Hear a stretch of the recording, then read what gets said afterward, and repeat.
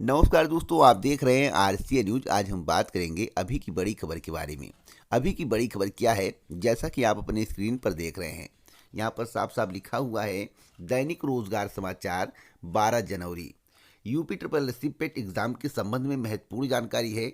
UP TET 2020 के संबंध में महत्वपूर्ण जानकारी है। एनआईओएस डीएलएड कोर्स के संबंध में महत्वपूर्ण जानकारी है। आज प्रतियोगी छात्रों का प्रदेश व्यापी आंदोलन, इसके संबंध में भी महत्वपूर्ण जानकारी है। UP triple SC news assistant professor भर्ती की बड़ी खबर। RRB group D exam date declare कर दिया गया है। अन्य महत्वपूर्ण खबरें आपको इस वीडियो में देखने को मिलेंगी। आज के समाचार पत्रों में आपसे संबंधित कई खबरें छपी हुई हैं जो कि आपके लिए अति महत्वपूर्ण है, इसलिए वीडियो को बिना स्किप किए पूरा देखिएगा। पूरा देखेंगे तभी आपको पूरी जानकारी मिल पाएगी। अगर वीडियो पूरा नहीं देखेंगे तो आपसे जानकारी मिस हो सकती है। वीडियो पसंद आए तो लाइक शेयर जरूर करिएगा। अगर आप चाहते हैं कि आपको इसी प्रकार की जानकारी समय समय पर मिलती रहे तो चैनल को सब्सक्राइब कर लें, बेल आइकन दबा दें, ऑल पर सेलेक्ट कर दें, जिससे हमारे वीडियो का नोटिफिकेशन आपके पास सबसे पहले पहुंच जाए, वीडियो को आप सबसे पहले देख पाएँ। पहली खबर यूपी ट्रिपल एससी की है। यूपी ट्रिपल एससी के द्वारा बहुत जल्द ही प्रारंभिक अहर्ता परीक्षा यानी कि पीईटी 2021 का नोटिफिकेशन जारी किया जाएगा। सबसे पहले प्रारंभिक अहर्ता परीक्षा होगी और इसके बाद भर्तियों के संबंध में विज्ञापन निकालकर आयोग आवेदन लेगा। यूपी ट्रिपल एससी पीईटी का आयोजन अप्रैल 2021 में कराने की तैयारी की जा रही है। आयोग ये भर्ती परीक्षा पद के स्वरूप और उनके निर्धारित शैक्षिक योग्यता के मुताबिक लेगा। इसके लिए आयोग में आई हुई भर्ती प्रस्तावों को पद और योग्यता के आधार पर अलग अलग करने का काम शुरू कर दिया गया है। इंटरमीडिएट की जो भर्तियां होंगी अलग होंगी, स्नातक की जो भर्तियां होंगी अलग होंगी, प्रोफेशनल कोर्स की जो भर्तियां होंगी अलग होंगी और तकनीकी योग्यता की जो भर्तियां होंगी अलग होंगी। इन्हें ग्रुपवार आवेदन पर विचार विमर्श किया जा रहा है, तो जल्द ही सहमति बन जाएगी और नोटिफिकेशन जारी कर दिया जाएगा। संभावना जताई जा रही है कि 15 फरवरी के पहले आवेदन प्रक्रिया स्टार्ट हो जाएगी। अगली खबर यूपी टेट 2020 को लेकर है। डीएलएड प्रशिक्षुओं को लगा झटका। मैं आपसे को बताना चाहता हूं, यहां पर साफ साफ लिखा हुआ है कि 42,000 से अधिक प्रशिक्षुओं का टीईटी में शामिल होने का सपना रहेगा अधूरा। सचिव परीक्षा नियामक प्राधिकारी की ओर से यूपी टीईटी 2020 में शामिल होने का सपना अधूरा रह जाएगा। आगे बताया गया कि परीक्षा नियामक प्राधिकारी ने पहले ही घोषणा कर दिया था कि तीसरे सेमेस्टर के अभ्यर्थी परीक्षा पास होने के बाद सीधे चौथे सेमेस्टर की परीक्षा फरवरी में देकर जल्द ही टीईटी में शामिल हो सकते हैं।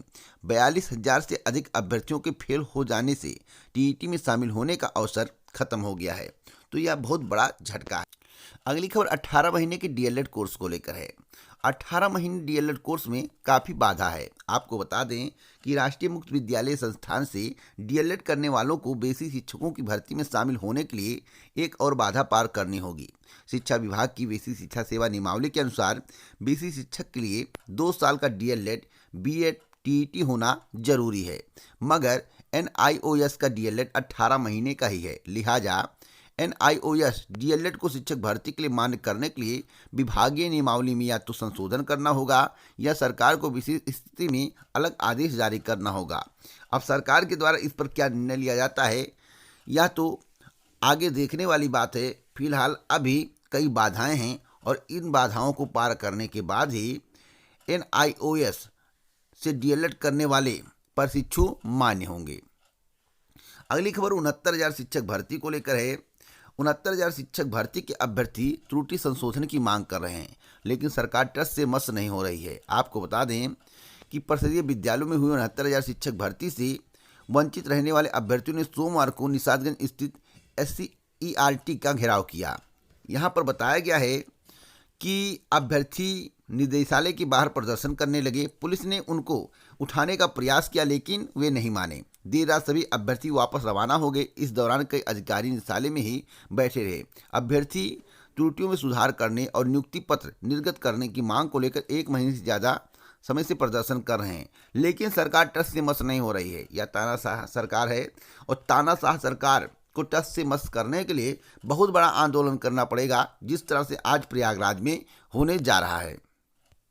अगली खबर की अब एक पाली में खोले जाएंगे सभी शिक्षा बोर्डों के माध्यमिक स्कूल। अक्टूबर से 2 पालियों में चल रहे थे कक्षा 9वीं से 12वीं तक के स्कूल।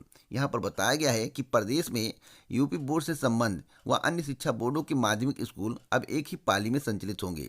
शासन ने कक्षा 9 से 12वीं तक के स्कूलों को सुबह 10 बजे से अपराह्न 3 बजे तक खोलने का निर्देश दिया है। सभी जिलाधिकारी, DIUS व अन्य अफसरों से इस पर अमल करने का निर्देश दिया गया है। अगली खबर है कि शहर के सभी स्कूल भवनों का होगा सत्यापन, निजी स्कूल ने जताई आपत्ति। अगली खबर लखनऊ विश्वविद्यालय की है।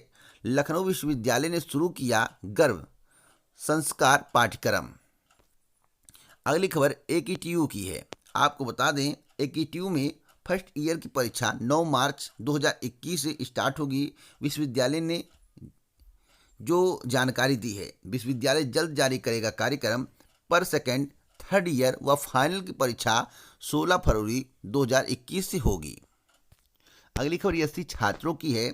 एससी छात्र 10वीं के बाद भी पूरी कर सकेंगे आगे की पढ़ाई।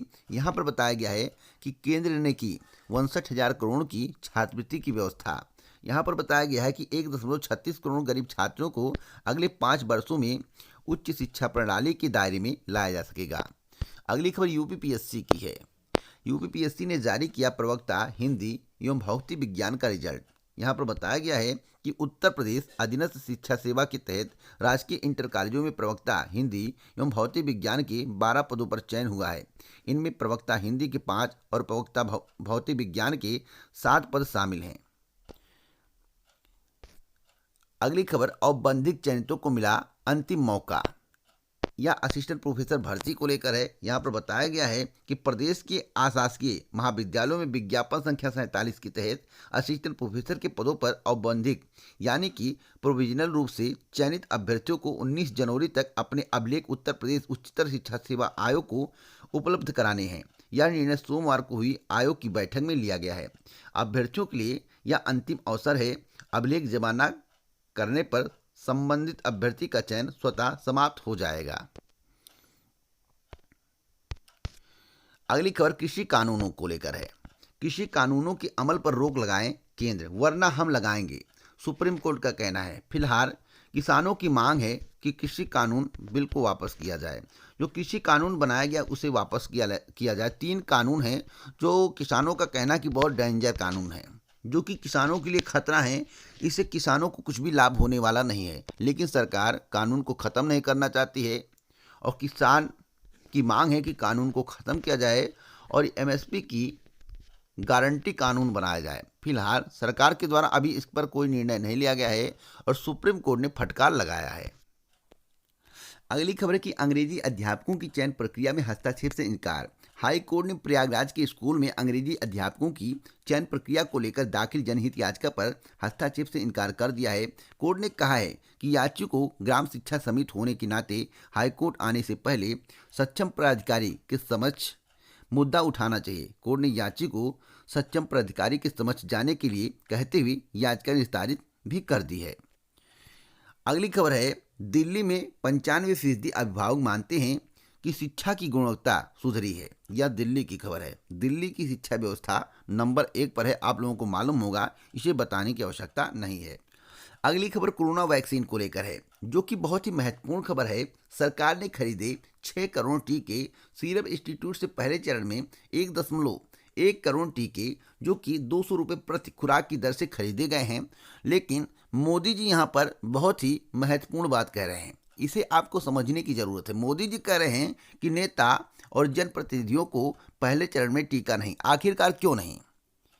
आम जनता को टीका क्यों लगाया जाएगा? सबसे पहले ट्रायल होना चाहिए नेता और जनप्रतिनिधियों पर, उसके बाद आम लोगों पर टीका का प्रयोग किया जाना चाहिए। जहां तक मेरी राय है, आपकी क्या राय है? आप लोग अपनी राय कमेंट बॉक्स में जरूर दें। अगली खबर नीट परीक्षा को लेकर है। इस साल ऑनलाइन हो सकती है प्रवेश परीक्षा।